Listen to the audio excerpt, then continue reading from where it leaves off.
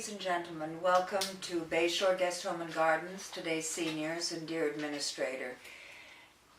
I actually have goosebumps as I'm about to introduce my friend and someone who has touched my life a great deal. Her name is Diane Adams Taylor. She has just written a book, Circles in Time, which you can buy at Amazon, Barnes & Noble, at her website, which will be at the end of this YouTube, and also at Tate Publishing. This book is an extremely spiritual book. It is a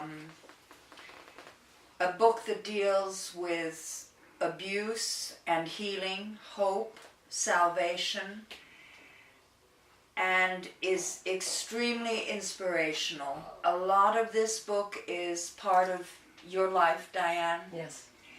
And it gives people renewed hope. No matter what faith you are, no matter who you are, you take from this book that forgiveness is always the answer. Yes. So, welcome, my friend. Thank you so much for inviting me. I appreciate it. Tell me a little bit about this book and what inspired you. The book is based on, the heroine of the story is a woman named Faith, and she's a school administrator. She's in an abusive marriage, and she starts having these nightmares where she feels like she's being murdered in her sleep. So she goes on a spiritual journey and tries to figure out what has gone on.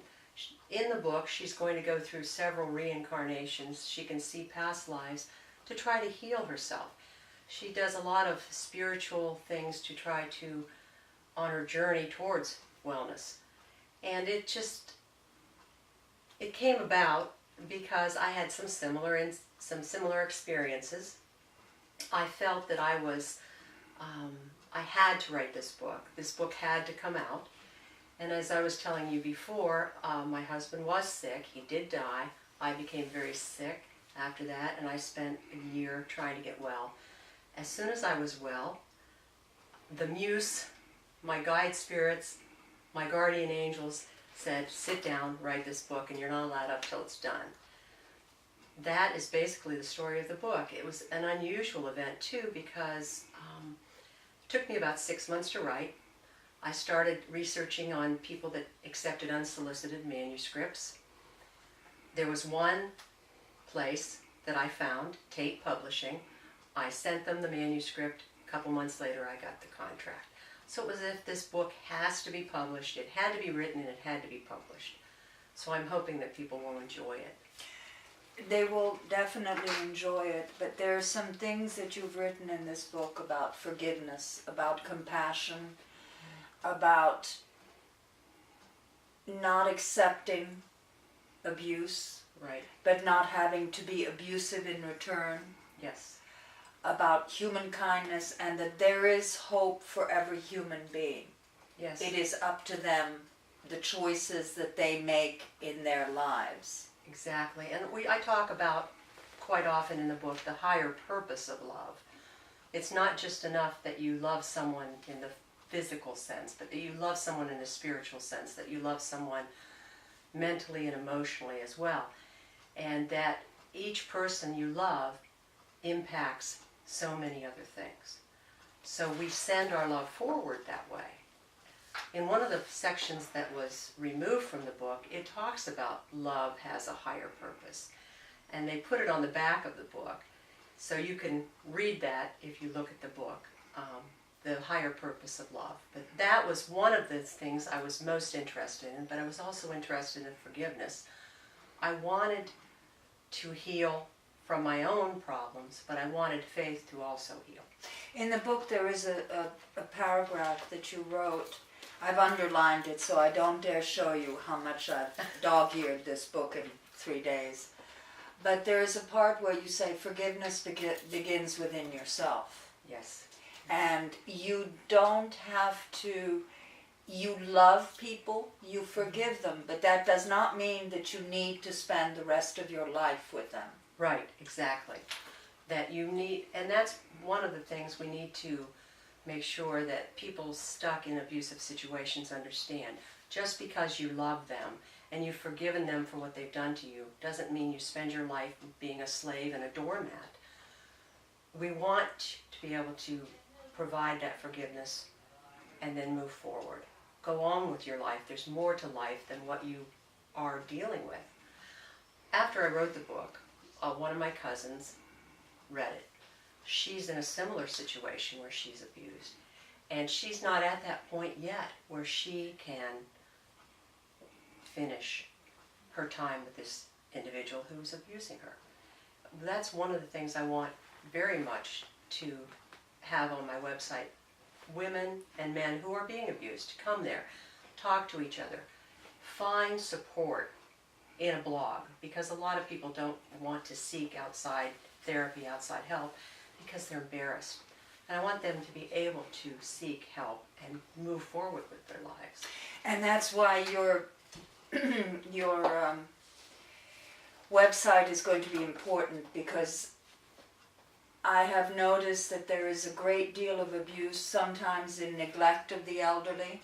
I mean, abuse, people think, well, they're not hitting me.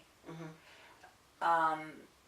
It's not just about the physical abuse, it's about the emotional, the mental, the neglect, the not taking care of a loved one or a child or an elderly person. Yes, exactly.